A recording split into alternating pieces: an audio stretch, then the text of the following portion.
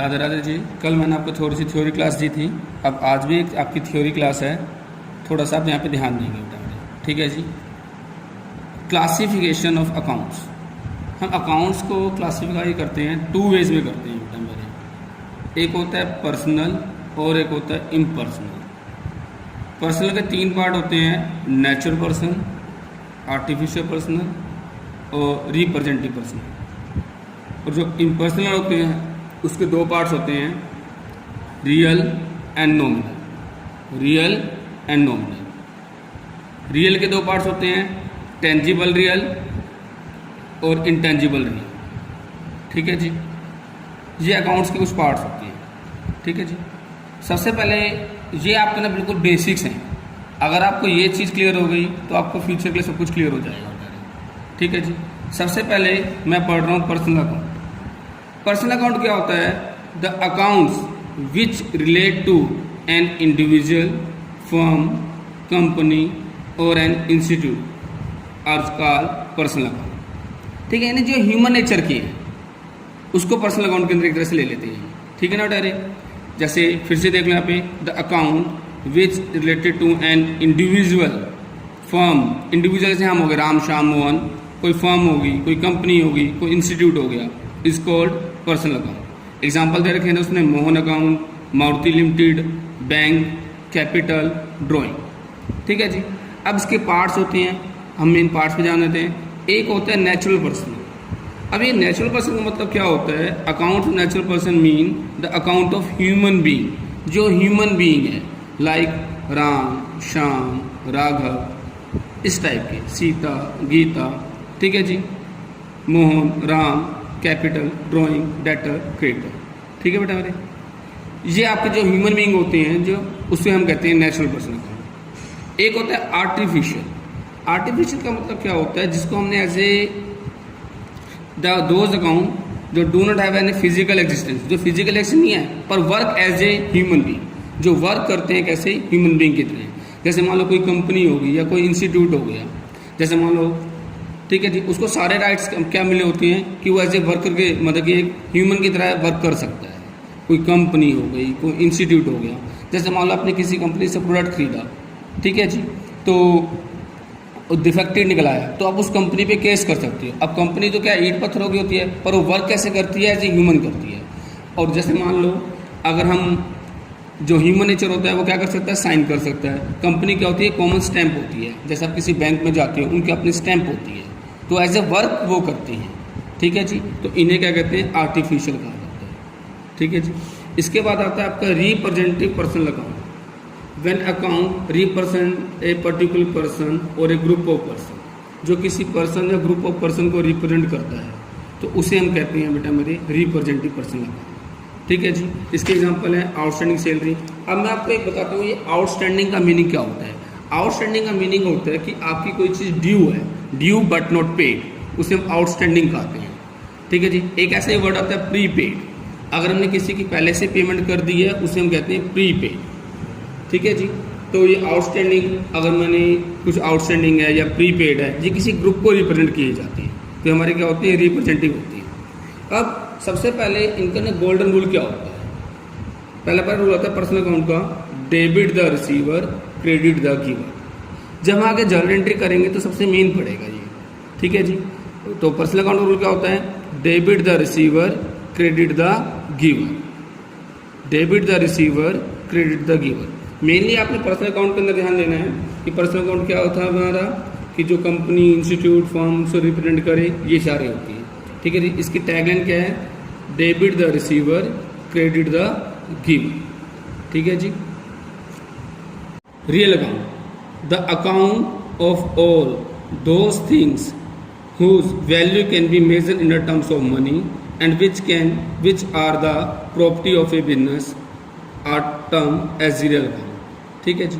सबसे पहले आप इसके अंदर ध्यान दोगे, ये बिजनेस की ना एक तरह से एसेट्स होती हैं हमारी, ठीक है जी। तो इसका जैसे वो पिछले आपने पर्सनल अकाउंट में सीखा था कि ह्यूमन नेचर के थे वो, ठीक है जी। तो कोई बैंक के सूट थे, ऐसे नहीं। इसमें these accounts of all those things, जिसको हम मेजर कर सकते हैं मनी के अंदर, ठीक है जी। तो वो हमारे क्या होते हैं? जो बिजनेस की प्रॉपर्टी होती है, तो उसे हम रियल अकाउंट कहते हैं। लाइक हमारा कैश हो गया, फर्नीचर हो गया, बिल्डिंग हो गया, प्लांट हो गया, एक्टिवा होगी, मोटरसाइकिल हो गई, इस टाइप की चीज़ें। अब इसके भी दो पार्ट्स हैं, एक होता है टेंजिबल और एक होता है इंटेंजिबल। टेंजिबल क्या क्या होता है, जिसको हम टच कर सकते हैं। अब टच करने में क्या क्या आ जाएगा, tangible real account are the those things which can be touched. इसके अंदर cash, stock, goods, furniture, land, building, इस टाइप की चीज़ें। इंटेंजिबल जिनको टच नहीं किया जा सकता। अब इसके अंदर मैं आपको थोड़ा सा ब्रीफ कर रहा हूँ ताकि आपको नॉलेज होनी चाहिए। सबसे पहला इसके अंदर आता है गुडविल।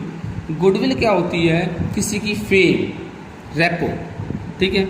जैसे मान लो ये ओम सीड्स वाला है, ये आपका डोडा देता है 500 या 700 रुपये केजी देता है, और मार्केट में शुभम स्वीट्स वाले बैठे हैं और कोई स्वीट्स वाले बैठे हैं, पर वो अपना कितने में देते हैं 400 500। फिर भी हम ओम स्वीट्स के पास जाते हैं, क्यों? वो जिस चीज़ का वो एक्स्ट्रा पे कर रहे हैं हम उसकी जो रेपो है, एक नाम चलता है, ब्रांड वैल्यू है, उसे गुडविल कहा जाता है, ठीक है जी। ऐसे एक होता है पेटेंट। पेटेंट का मतलब क्या होता है कि आपने कोई चीज़ इन्वेंट करी, उसका पेटेंट करा दिया। अब आप उस पर रिसर्च आप खुद ही कर सकते हो, ये दिखते नहीं है, एज लाइसेंस टाइप यूज होता है। ट्रेडमार्क, ट्रेडमार्क का मतलब होता है हर एक कंपनी का अपना लोगो होता है। जैसे नाइकी का लोगो ऐसे आप देखते ही कहते हो कि नाइकी का लोगो है, मारुति कंपनी का लोगो, ऐसे हर कंपनी के अपने एक लोगो होते हैं। एलजी का लोगो इस टाइप की शेप में होते हैं। तो ट्रेडमार्क जो उसका लोगो होता है।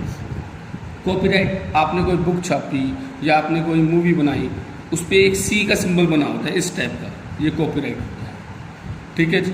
सॉफ्टवेयर, आपने कोई सॉफ्टवेयर बनाया, उसको आप अपने हिसाब से रूल रेगुलेशन बना सकते हो, तो ये सारी चीज़ें, तो इनको इंटेंजिबल के अंदर आता है। इनका फार्मूला होता है debit words comes in, credit words goes up. Debit words comes in, credit words goes up. अब जोन से नीचे, जैसे अभी आपने पर्सनल का सुना था, पर्सनल क्या था, debit the receiver, credit the giver. Real का फार्मूला क्या है, debit words comes in, credit words goes out. अभी हम नॉमिनल गोल पढ़ेंगे, जिस चीज़ का जिसका फार्मूला होता है उस पर वही अप्लाई होता है, ठीक है जी। नॉमिनल अकाउंट, ठीक है जी।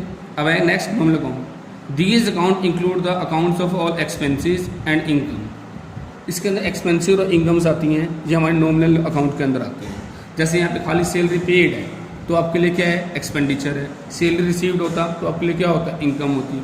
रेंट पेड होता तो रेंट पेड क्या है आपके लिए, ठीक है जी। रेंट पेड आपके लिए एक्सपेंडिचर है, और रेंट रिसीव्ड होगा तो क्या हो जाएगी, इनकम हो जाएगी। ऐसे discount receive, discount allowed, bad debts, आपने इसके नेचर के हिसाब से करना है। इसका फार्मूला होता है debit all the losses and the expenses, credit all the income and gain. जो ये तीन रूल आपने पढ़ा है, इन्हीं तीन रूलों को आप क्या कहते हो, 3 गोल्डन रूल्स ऑफ अकाउंट्स। जितना अकाउंट्स है आपका इसी के ऊपर बेस है। अब थोड़ा सा मैं आपको बता रहा हूँ, पर्सनल, रियल, नॉमिनल, ये शॉर्ट नाम बनाना। पर्सनल का फार्मूला मैंने आपको क्या बताया था, debit the receiver, credit the giver. Real का debit words comes in, credit words goes out. Nominal का debit all the losses, credit all the income. अब इसको शॉर्ट में debit receiver, credit giver, debit in, credit out. Nominal का debit expenses, credit income. अगर आपको ये short name में याद रह जाती है तो आपके लिए सबसे बेस्ट होगा। अब आपने इसमें सीखा पर्सनल, रियल और नॉमिनल। हमें इन पे डीप में जाने की जरूरत नहीं है, वो आपके नॉलेज के लिए आपको होना होता है। सिर्फ आप पर्सनल अकाउंट देखो, पर्सनल अकाउंट में क्या आते हैं, कोई कंपनी, पर्सन, ठीक है जी, इंस्टीट्यूट, फर्म या ग्रुप, इनको रिप्रेजेंट करती है। मेनली पर्सन के अंदर राम, श्याम, मोहन, कोई बैंक, ये चीज़। उसके बाद रियल के अंदर जो आपकी कैश, फर्नीचर, गुड्स, इन सारी चीज़ों को इंक्लूड किया जाता है रियल के अंदर। टच कर सकते हैं, जिनको टच नहीं कर सकते हैं, पर ये ह्यूमन बीइंग नहीं होती, ये कंपनी के सेट्स होती है रियल के अंदर।